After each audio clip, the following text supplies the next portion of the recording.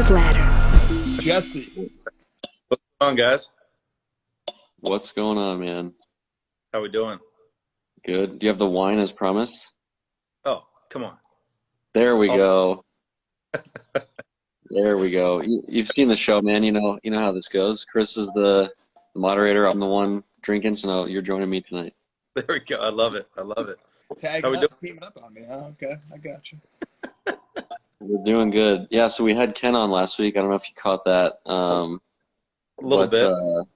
We thought it would be interesting to bring someone over from PWCC, and there's been some interesting things happening this week. We thought you and I were texting about it, Jesse, and I thought it would be fun to bring you on. So glad to have you, man. Yeah, appreciate it. So what's up?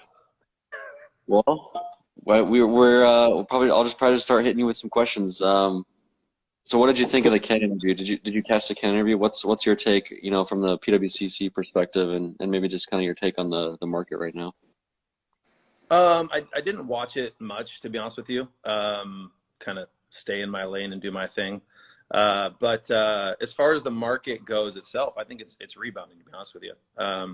We had a little dip, obviously, a couple months worth, and I think that things are picking back up. We've got a lot of it, I think, is focused around the excitement for the National. Everybody's jazzed. I mean, I'm jazzed. This is going to be an absolute zoo, and I'm going to love every minute of it. It's going to be great. We've gone 2 years without one now, and everybody's dying for a massive card show because, for those who haven't been, the National is just a different experience. You can go to Dallas, you can go to all these other shows, but the National is just a different beast. When you got Ops and Panini setting up booths there, major corporations, it's a big deal. So super excited for the National. I think that's helping. I think that supply is drying up a little bit. When you see record prices, everybody who's into it for 10% of that is going to think to sell. Unless it's a hardcore collector, they're looking at liquidating and capitalizing on those gains. So I think we saw a huge rush of supply that's dried up a bit. Cards are changing hands a little bit, and I think they're in stronger hands now. We're not going to see probably as much turnover as we did like the last quarter. Yeah. Well, why don't you plug yourself a little bit? What do you guys got going on at the National? The National, we're going to be having some good promotions going on for the Vault. We're going to be displaying all of our cards for our premiere auction that goes live in August. So it'll go live on Tuesday, August 3rd, and we're going to be taking some very late cards for that. So if we get any big cards that come in the show, anybody that's ready to just get it up and get it going, we'll be able to sneak those in. So that'll be fun. But honestly, just being able to see everybody. I've met a lot of people via phone, email, text over the last 2 years and haven't got to meet in person. So I'm super excited to put some faces to some names and shake some hands. Damn COVID. Yeah. Jesse, I got to meet you in Wisconsin at the Wisconsin Dell show. You said something really quick that piqued my interest. You said the premiere auction is going live. You have one live right now, which has cards in it, but you have another one going live in early August, and you are taking late submissions at the National. So if I walked up to the PWCC booth and had a card that I was thinking about selling in one of the premiere auctions, I could actually submit it to you guys at the show. I don't have to ship it to you. I don't have to mail it. I could actually just walk it up to you at the show. 100%. Yeah. So we're taking care of all the shipping, fully insured back to the vault and back to our facility. So we're also taking vault submissions. You got 1,000. You want to drive it to the show, have us ship it back to the vault safely, fully insured at our expense, bring it. Let's do it. That's a great idea. I didn't even think of that one. That's a great idea. Yeah. How do you feel about the premiere auction so far? I know it's like kind of new, and how do you guys think the first one went, and how do you think the momentum's going towards the next few? Yeah, I think the first one was good. Timing was interesting with kind of the market. I think that month itself in May, I did the math, and between three major auction houses, there was almost $100 million in cards sold in 1 month. So that's a lot of dollars exchanging hands in our industry, and everybody had some cards that fell flat. Ken had them, we had them, Heritage had them. Some cards did really well. I think basketball suffered more than anything. I think that football's done pretty well. We had a couple Brady cards that did really well, and I guess we had a Curry RPA that I think did pretty well. But But yeah, May was interesting. This one, I'm loving it. You know, we've had a lot more registered users since the last one. So we keep building and building on that. This one's a little bit more condensed because I think what happened is there was so much supply in May that people and prices were a little bit lower than people expected. Everybody's hanging on a little bit. You know, they're like, oh, I don't know if I'm ready to sell yet. So less supply hit the market for this auction.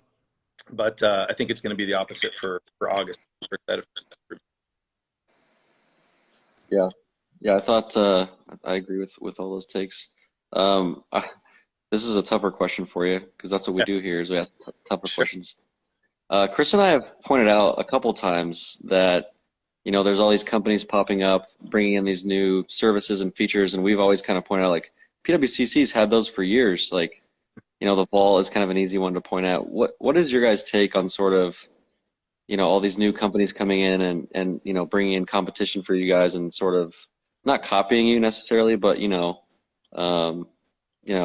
bringing in sort of the same kind of things you guys have had for a while?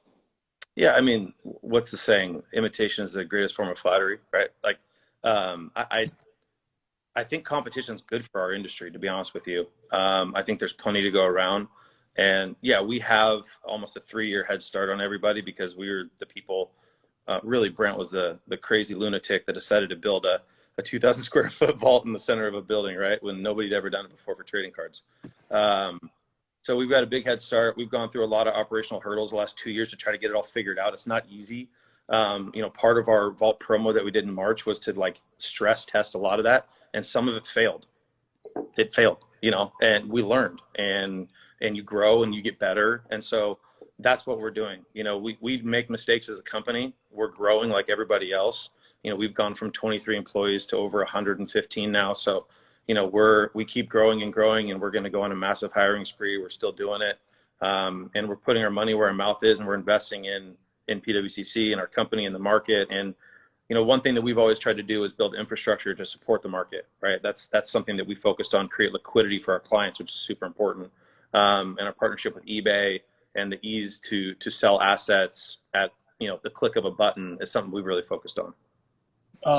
Jesse, when you said you stress tested the vaults in March, are you basically saying that you guys had too many submissions to the vaults and it got backlogged? Is that pretty much what happened? We backed up. Yeah. Good problem to have, right? I mean, yes and no, right? Like it's great to have the assets in there, but then you have to deal with the fallout of it if you can't perform. And we admittedly didn't perform well. It was more came in than we anticipated, and we had to deal with it. But since then, we've fixed certain operations. We've increased our bandwidth. We've done other things. So, you know, we have some vault promos going on right now. We're going to have more going on at the national. And if we got the same amount that we had in March now, it'd be no problem.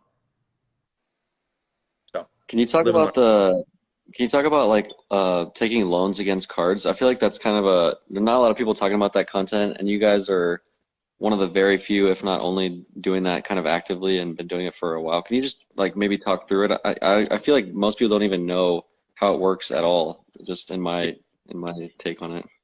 Yeah. So if you have assets in the vault, let's just say you have a $100,000 portfolio, and the market value is $100,000. Well, we will lend up to 40% of what we consider market value on those assets.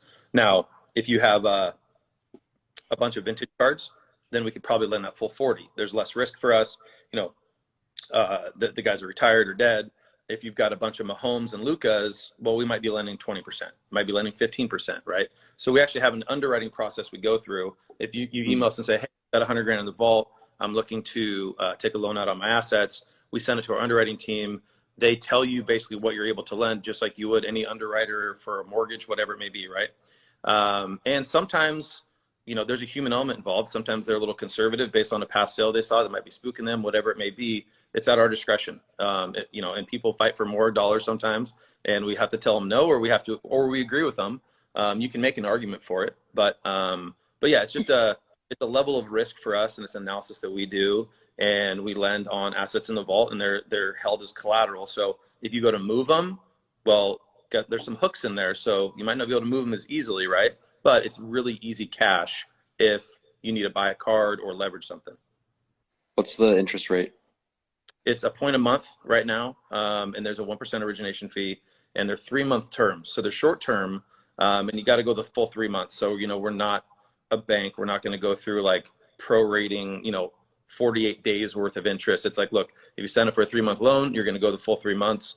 You need to pay it off at the 3 months. If you want to extend, we can both agree to mutually extend, and then we can go another 3 months and another 3 months. Like we haven't had to call any loans due because of a need for cash. We have, you know, we actually sell notes to the general public, and some of you guys might have seen an email come through today. We're raising more money because we have, I believe, over $25 or $30 million in vault loans out right now to our clients.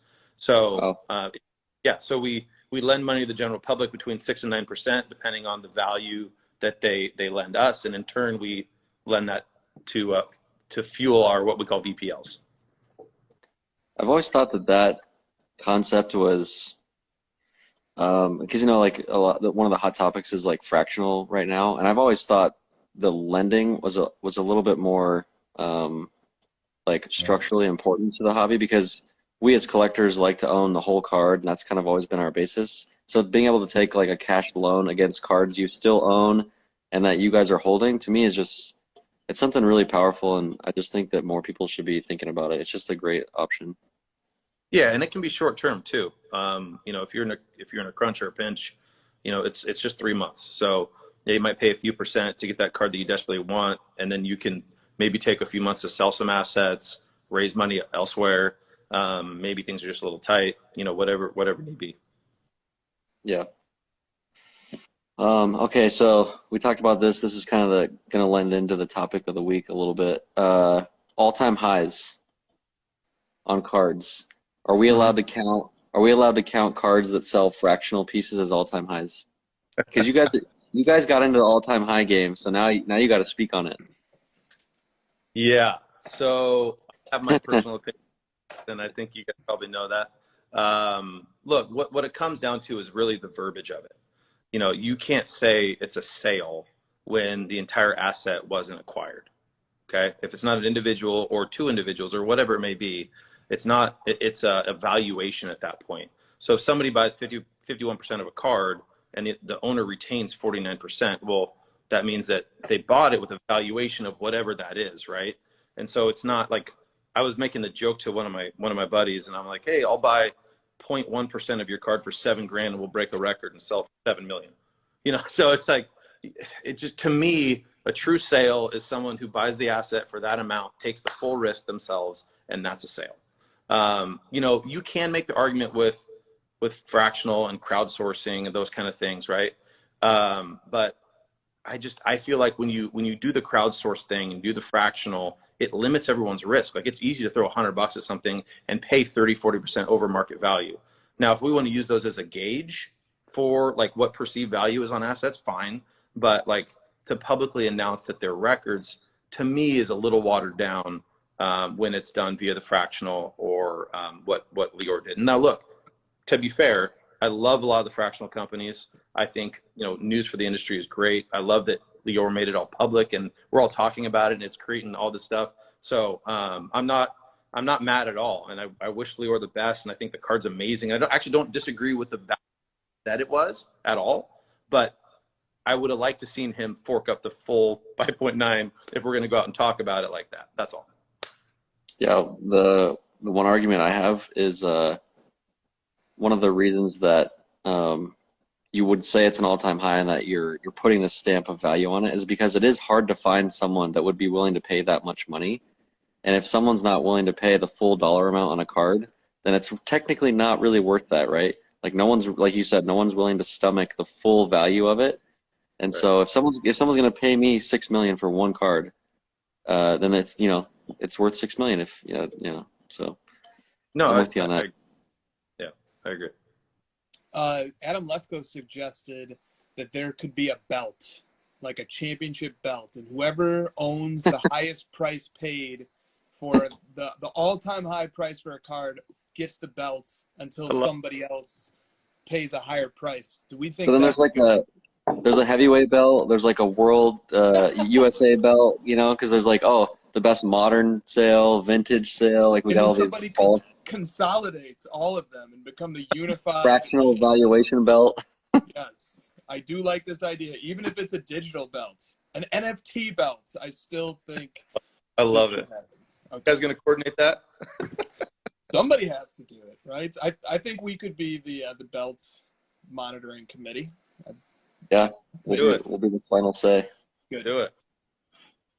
So who wins in a fist fight, Brent or Ken? Hey, pretty fun. I'm not gonna lie. Brent's what? You cut out. What do you say? If you go on a basketball court with Brent, the dude's pretty scrappy. You'd be shocked.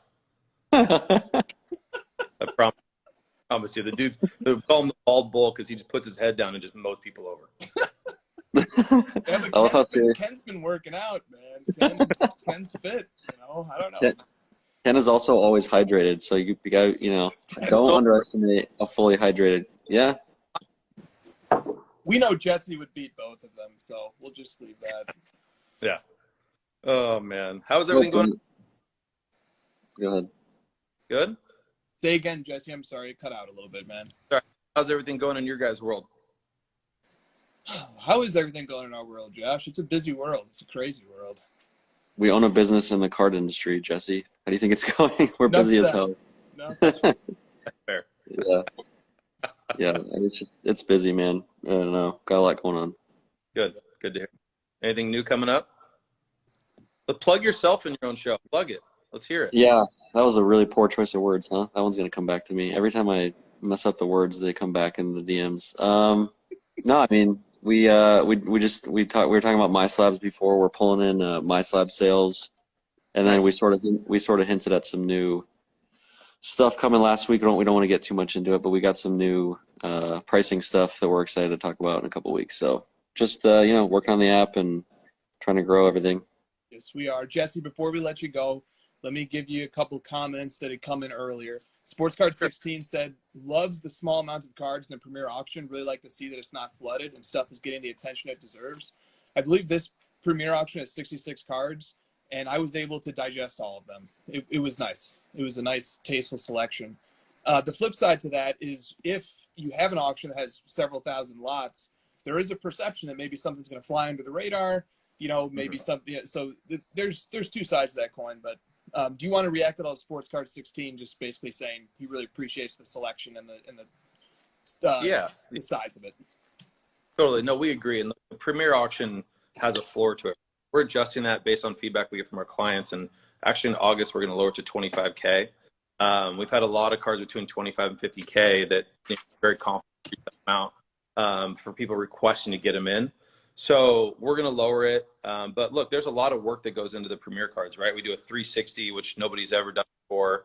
That took, thousands and thousands of dollars and time and energy to figure out. So we got that dialed in, and it takes time and energy to do that. We do a custom video for each card, obviously the description. And then, we have a 12-person marketing team now. So we go to bat for all these cards and try to give them the stage.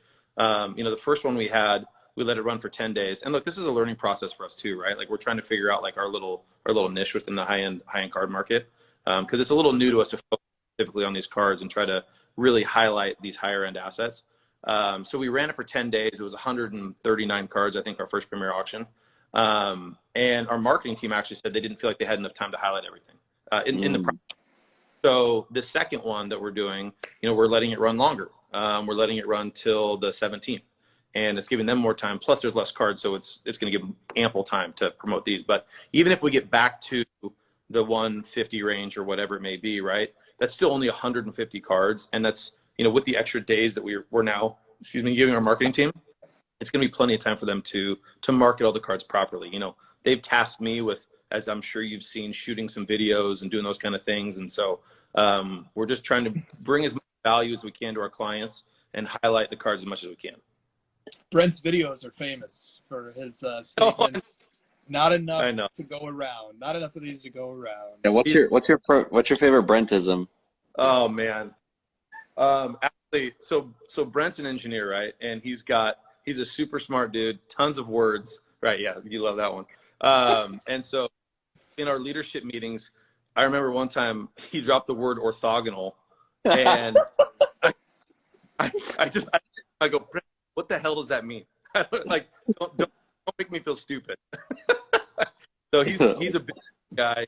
He's a genius in my mind. He's a smart dude.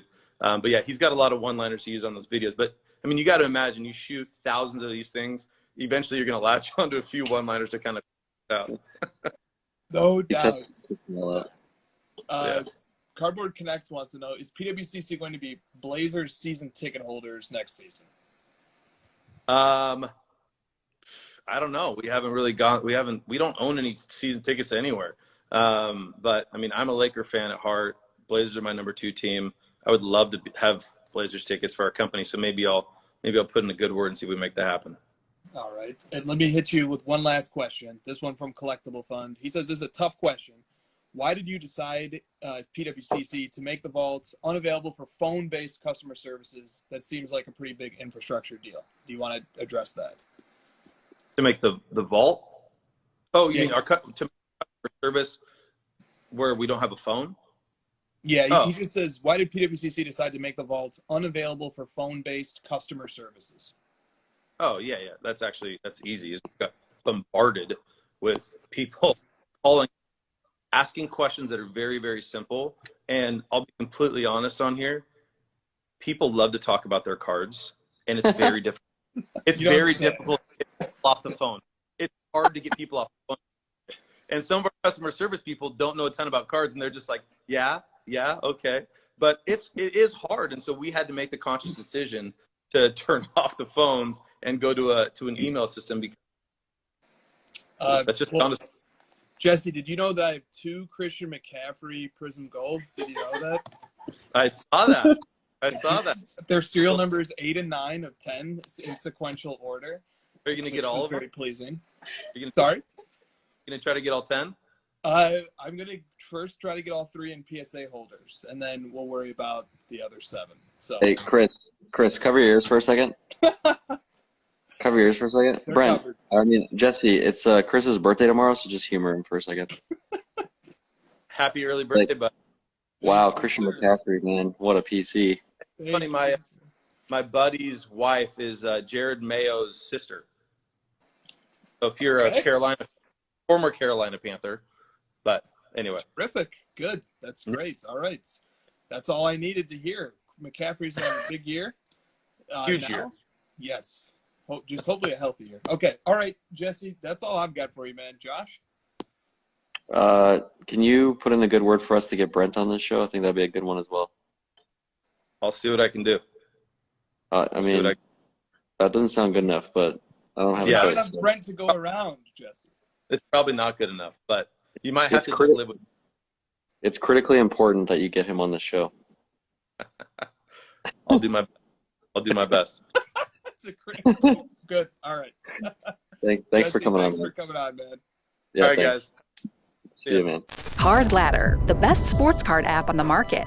The future of sports cards is here. Card Ladder is the 21st century price guide and market analysis tool for sports cards. The best tools to help you track your cards. Watch the trends, stay informed, compare cards, and track the growth of your personal collection, all in one simple and intuitive platform. Join the innovators, not the imitators. The future is here. The future is now. Card Ladder.